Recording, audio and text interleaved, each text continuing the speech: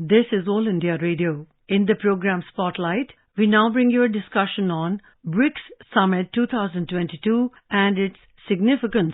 The participants are Dilip Sinha, former ambassador, and Manish Anand, journalist. Let's first listen to Prime Minister Narendra Modi's remarks to the 14th BRICS Summit. Excellency Rashtrapati Shri, Excellency Rashtrapati Ramaphosa, Excellency Rashtrapati Bolsonaro, Excellency Rashtrapati Putin, सबसे पहले international day of yoga के अवसर पर सभी BRICS देशों में हुए शानदार आयोजनों के लिए मैं आप सभी का अभिनंदन करता हूं। आपकी टीम्स से मिले सहयोग के लिए भी मैं धन्यवाद व्यक्त करना चाहता हूं। एक्सेलेंसी, आज लगातार तीसरे वर्ष हम कोविड महामारी की चुनौतियों के बीच वर्चुअल रूप में मिल रहे हैं। हालांकि वैश्विक स्तर पर महामारी का प्रकोप पहले की तुलना में कम हुआ है, लेकिन इसके अनेक दुष्प्रभाव अभी भी वैश्विक अर्थव्यवस्था में दिखाई दे रहे हैं। वैश्विक अर्थव्यवस्था की गवर्नेंस के बारे में हम ब्रिक्स सदस्य देशों का नजरिया काफी समान रहा है और इसलिए हमारा आपसी सहयोग वैश्विक पोस्ट कोविड रिकवरी में उपयोगी योगदान दे सकता है। पिछले वर्षों में हमने ब्रिक्स में कई संस्थागत सुधार किए हैं, जिनसे इस संगठन की प्रभावशीलता बढ़ी है। यह भी प्रसन्नता का विषय है कि हमारे न्यू डेवलपमेंट बैंक की सदस्यता में भी वृद्धि हुई है। ऐसे कई क्षेत्र हैं जहां हमारी आपसी सहयोग से हमारे नागरिकों के जीवन को डायरेक्ट लाभ मिल रहा है, जैसे वैक्सीन R&D सेंटर की स्थापना, कस्टम डिपार्टमेंट्स के बीच समन्वय, साझा सैटेलाइट कंसल्टेशन की व्यवस्थापना, फार्मा प्रोडक्ट्स का पारंपरिक रिकॉग्निशन का आदि। इस तरह के प्रैक्टिकल कदम ब्रिक्स को एक यूनिक अंतर्राष्ट्रीय संगठन बनाते हैं, जिसका फोकस सिर्फ बातचीत तक सीमित नहीं है। BRICS youth summits, BRICS sports और हमारे सिविल सोसाइटी ऑर्गेनाइजेशंस और थिंक टैंक्स के बीच संपर्क बढ़ाकर हमने अपना पीपल टू पीपल कॉन्टैक्ट भी मजबूत किया है। मुझे विश्वास है कि आज की चर्चा से हमारे ब्रिक्स संबंधों को और मजबूत करने के कई सुझाव निकलेंगे। धन्यवाद। 14th BRICS Summit, theme of the meeting is foster high quality BRICS partnership, usher in a new era of global development. The BRICS Summit, we know that it's a partnership, it's a bloc for the emerging economies and the developing countries. And there is a sort of commentary where the theme of the meeting is stated to be combating global hunger and reducing poverty. Ambassador Sinha, how do you see the virtual meeting of the 14th BRICS Summit?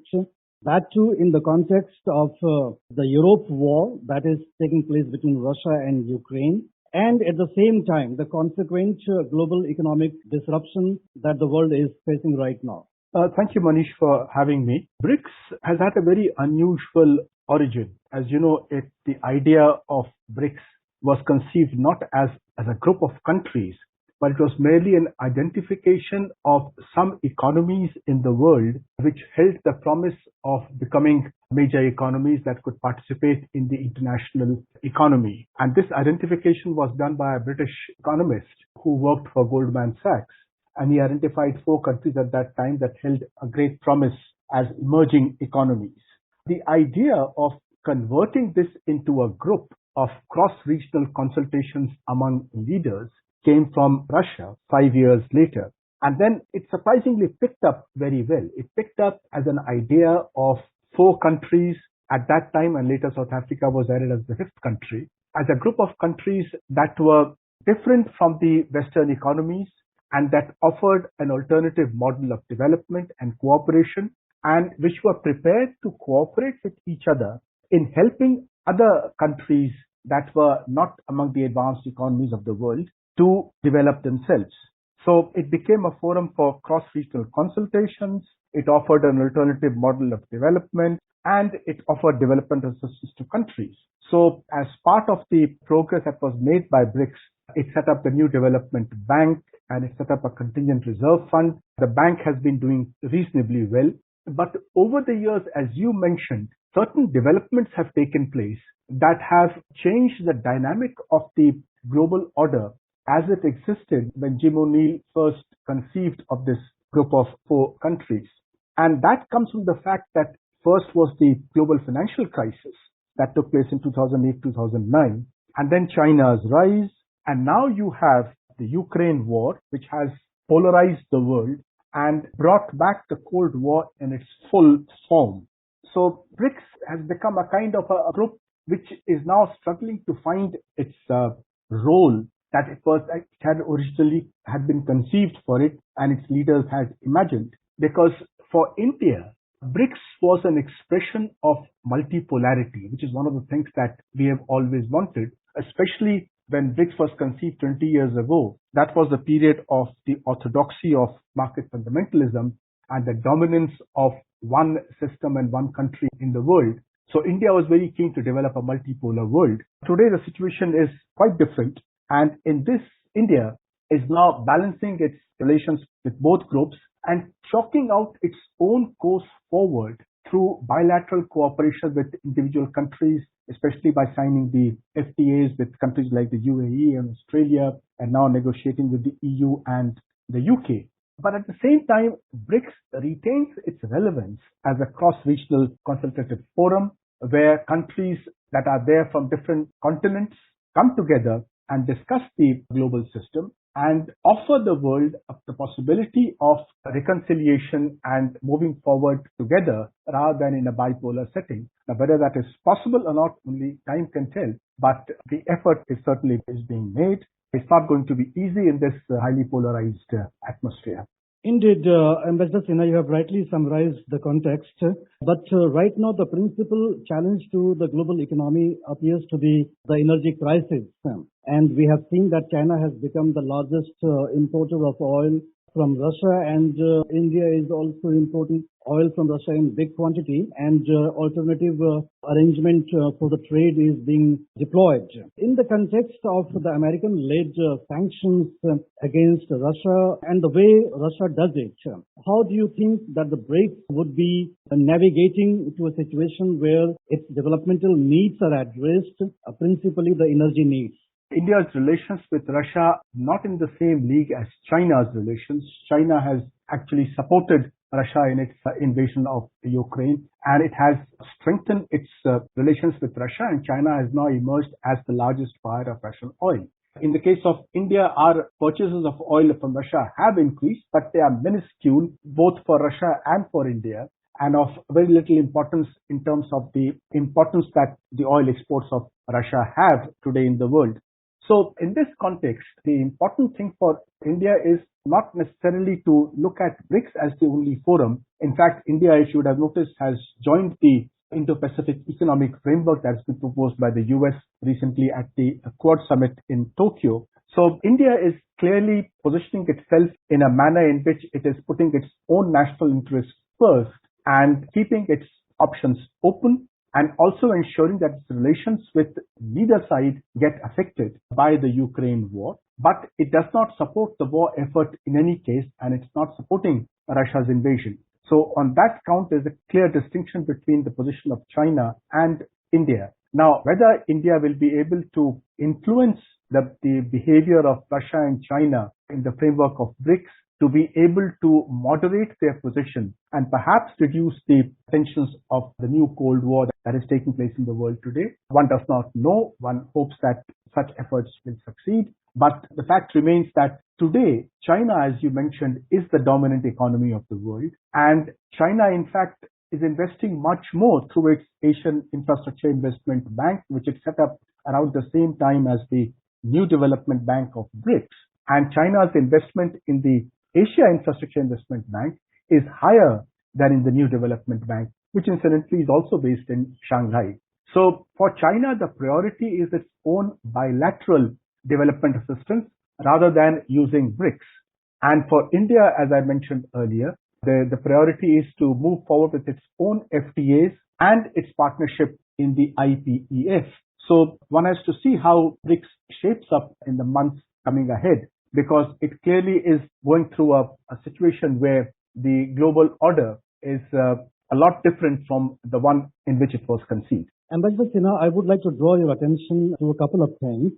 In late March, the Chinese foreign minister had come to India, and the Indian foreign minister S. Jaishankar had done a lot of plain speaking to him in the context of the Chinese army camping across the line of actual control in Ladakh. And we had, in fact, suggested that the ties between India and China cannot be normal if there is tension on the border. That is one thing. And second is that India's key positioning in the Pacific Quads, which we have seen in the Quad Summit at Tokyo. And now India would be taking in another sort of a Quad with Israel and UAE and the US. Now, there is an attempt on the part of China to portray this 14th BRICS summit to convey a sort of message to the West. So do you think that India will need to be cautious to China's posturing at this summit? Yes, I entirely agree with you that India needs to be extremely conscious about the kind of image that China projects of this BRICS summit that it is holding in China today. Of course, it's a virtual summit. The fact that India's bilateral relations with China are tense, China's behavior on the line of actual control has been anything but friendly. China's own relations with the neighbors of India through its economic policy of debt diplomacy has strained relations with these countries and also with India. And as I mentioned, if BRICS was expectation of the rise of a multipolar world, then that certainly has been set aside by the fact that China itself has risen, and China looks upon itself now as a superpower, which is the leader of the second pole in this bipolar world. So in this kind of a situation, India has to be extremely careful in positioning itself within BRICS and re-examine its priorities in this area. Because if China is going to use BRICS to create its own group dominated by it, then clearly it does not meet the expectations that we had of BRICS as the goal of a multipolar world. In this situation, the initiatives that we have taken in the Indo-Pacific are extremely important for us.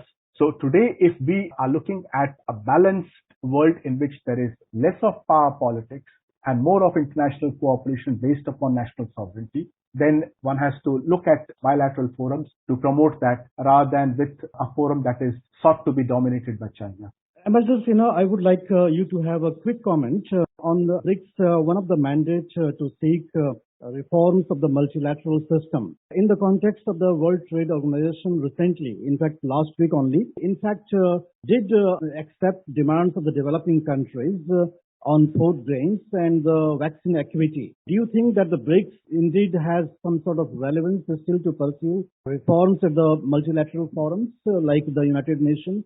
Well, BRICS had started with these ideas, but as far as the United Nations are concerned, there the answer is very simple.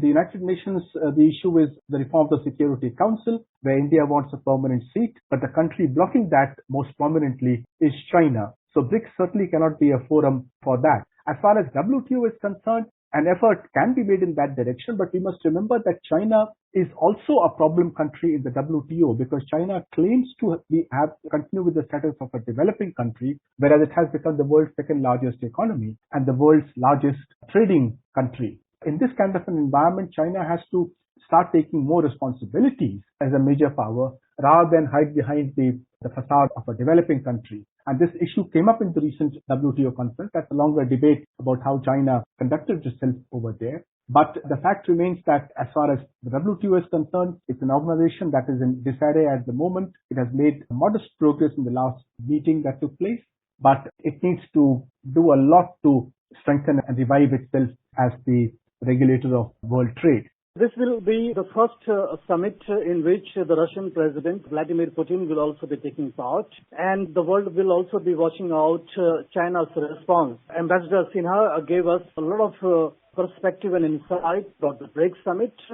Ambassador Sinha, thank you so much for talking to our All India Radio. Thank you, Manish. You were listening to a discussion on BRICS Summit 2022 and its significance. The participants were Dilip Sinha, former ambassador, and Manish Anand, journalist. This program was produced and presented by the News Services Division of All India Radio. You can listen to it on our mobile app, News on AIR. This program is also available on our YouTube channel, News on AIR Official. On AIR.nic.in.